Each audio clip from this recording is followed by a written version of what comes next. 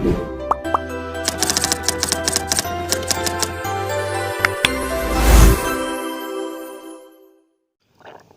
اللہ الرحمن الرحیم نحمدہ ونصلی علی رسولہ الکریم اما بعد۔ اس وقت پورے ملک میں سکولز، کالج اور یونیورسٹیز میں امتحانات کا سلسلہ شروع ہو چکا ہے اور 10 مئی سے میٹرک کے امتحانات کا آغاز بھی ہونے والا ہے۔ ہماری بدقسمتی ہے کہ جہاں ہمارے ملک میں امتحانات اور سکول اور کالج اور یونیورسٹیز میں پرچوں کا سلسلہ شروع ہوتا ہے تو وہاں نقل مافیا بھی عروج پر نظر آتا ہے۔ یہ نقل کرنا کتنا بڑا جرم ہے اور یہ کتنے بڑے بڑے گناہوں کا مجموعہ ہے، اس کی تفصیل میں آپ کے سامنے عرض کرنا چاہتا ہوں، اور پھر آخر میں آپ کو ایک وظیفے کی طرف بھی آپ کی رہنمائی کروں گا کہ جس وظیفے کے پڑھنے سے اور اہتمام سے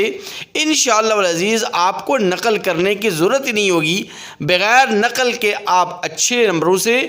اور نمایاں پوزیشن بھی اگر آپ حاصل کرنا چاہیں تو انشاءاللہ نمایاں پوزیشن بھی آپ حاصل کر سکتے ہیں۔ لیکن اس سے پہلے آپ اس نقل کے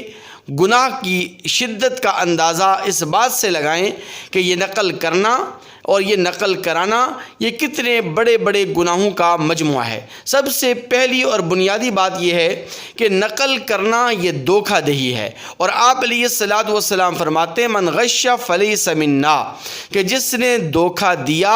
وہ ہم میں سے نہیں ہے، جس نے دھوکہ دہی کی وہ میری امت میں سے نہیں ہے۔ پھر یہ نقل کرنا یہ خیانت بھی ہے، اور مسلمان کے شایان شان نہیں ہے کہ وہ امانت کے اندر خیانت کرے، بلکہ نبی کریم صلی اللہ علیہ وسلم نے آیت المنافق ثلاث، منافق کی جہاں 3 نشانیاں بیان فرمائی ہیں، ان 3 نشانیوں میں سے ایک نشانی نبی کریم صلی اللہ علیہ وسلم نے یہ بھی بیان فرمائی کہ اذا اؤتمن خان،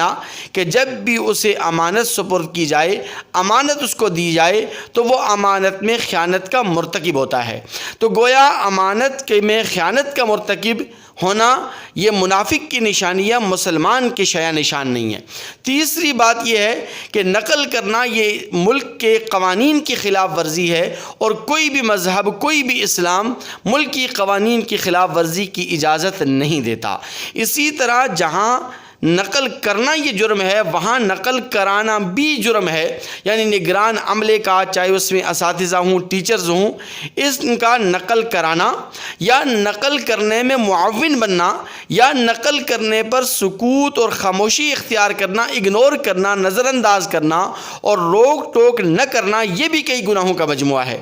پہلا گناہ یہ ہوتا ہے کہ جو لوگ یعنی نگران عملہ اگر نقل سے روک ٹوک نہیں کرتا تو یہ اپنے فریضے میں اور اپنی ذمہ داری میں کوتاہی کرتا ہے۔ اور دوسری بات یہ کہ یہ نگران عملہ اگر نقل کرانے میں معاون بنتا ہے تو وہ قرآن مجید فرقان حمید کی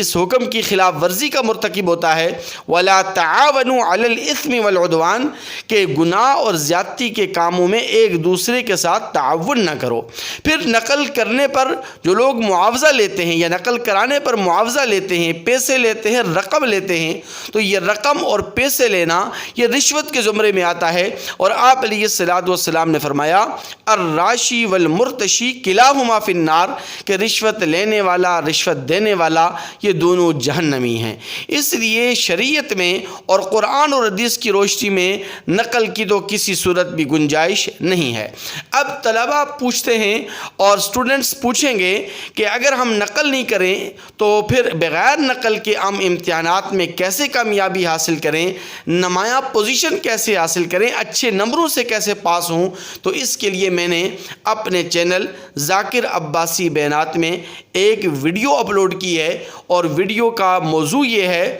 کہ امتحان میں نہ صرف کامیابی کی گارنٹی بلکہ نمایاں پوزیشن بھی کنفرم، یہ اس ویڈیو کا موضوع ہے۔ آپ ویڈیو لسٹ میں جائیں، میرے چینل کی ویڈیو لسٹ میں جائیں اور جا کر اس ویڈیو کو دیکھیں۔ اس ویڈیو کے اندر میں نے ایک آسان اور سہل ترین وظیفہ بتلایا ہے، اس وظیفے کو پڑھ کر اور اس وظیفے کے اہتمام کے ساتھ جب آپ امتحانات میں شریک ہوں گے تو انشاءاللہ العزیز اللہ تبارک و تعالی آپ کو نہ صرف یہ کہ 100% کامیابی اور کامرانی عطا فرمائے گا بلکہ نمایاں پوزیشن بھی آپ حاصل کر پائیں گے۔